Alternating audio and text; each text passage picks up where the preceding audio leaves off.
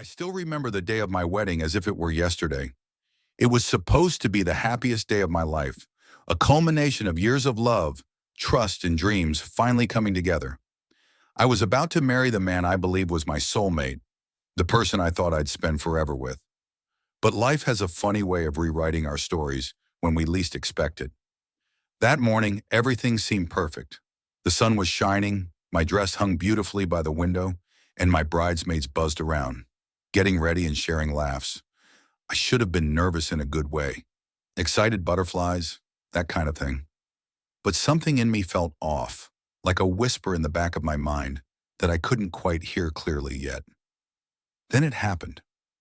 While sitting in the dressing room, getting my makeup done, my phone buzzed with a message from an unknown number.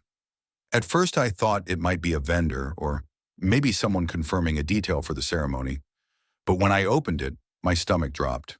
It read, "You deserve to know the truth. Your fiancé was seen with another woman 3 days ago. You might want to ask him about it before you say, 'I do.'" Just like that, my whole world tilted. My heart began pounding so hard I thought everyone in the room could hear it.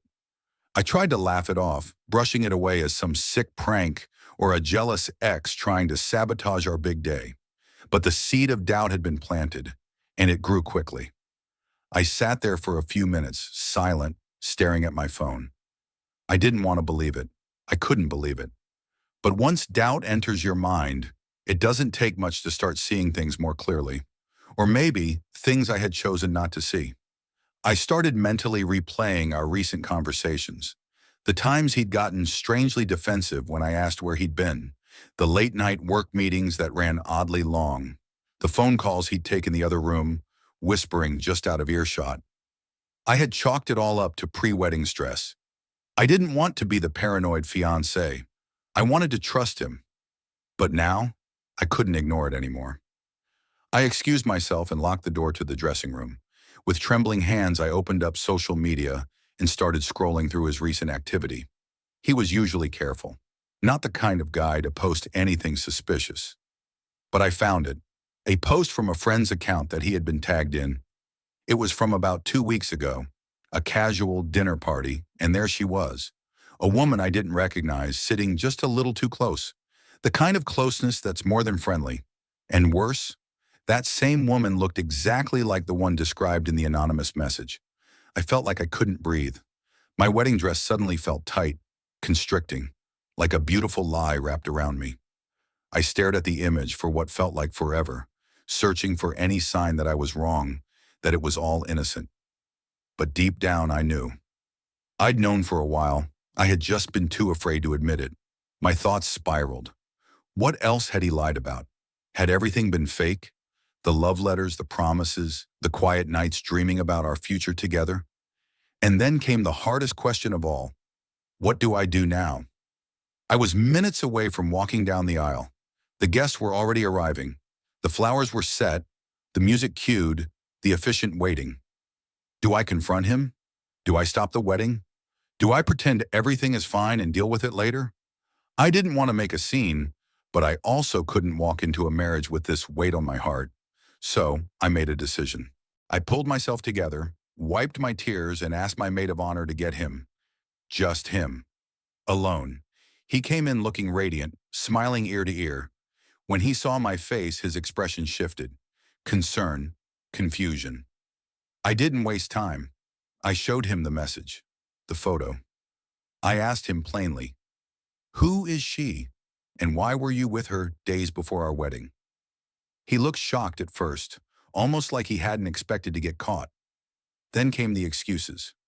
He said she was just a friend, that they'd run into each other, that nothing happened, that he didn't want to tell me because he knew how I'd react. But his voice wavered, his eyes darted. I'd known this man for years. I could tell when he was lying. So I pressed further. I asked him directly if anything happened between them. He paused, looked down, rubbed his hands together.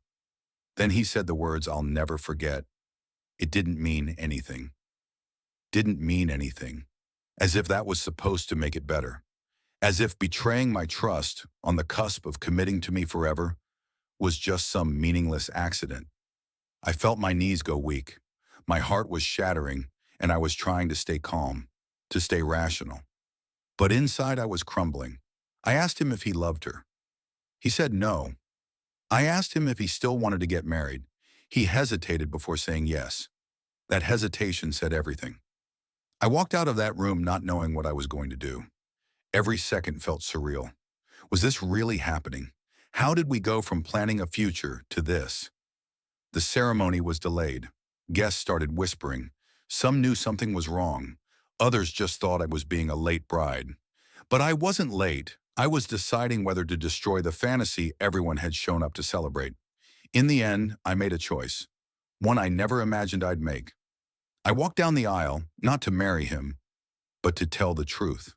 With tears in my eyes, I told our friends and family that I couldn't go through with the wedding, that I had just learned something I couldn't ignore. I didn't name names. I didn't air every detail. But I stood there, honest and broken, and said I deserved to start my forever with someone I could trust. And that wasn't him. There were gasps.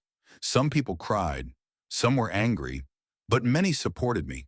They hugged me, told me I was brave. And as hard as it was, I knew I'd done the right thing. I spent the rest of that day not as a bride, but as a woman reclaiming her worth. And you know what? I don't regret it. Not one bit. It's been months since that day. I've done a lot of healing, a lot of therapy, a lot of crying, but also a lot of growth. I'm stronger now, wiser, more in tune with myself and what I truly deserve. If you've ever been betrayed by someone you loved, especially at a time when you were most vulnerable, know that you are not alone. It hurts like hell. But there is life after heartbreak. There is clarity after chaos. Sometimes the truth comes in the ugliest ways. But that truth, it sets you free. Thank you for listening to my story. If you've ever gone through something like this, or if you're going through it now, drop a comment below. Let's support each other. You never know who might need to hear your story. Don't forget to subscribe and hit the notification bell for more true stories like this. Until next time, take care of your heart. You only get one.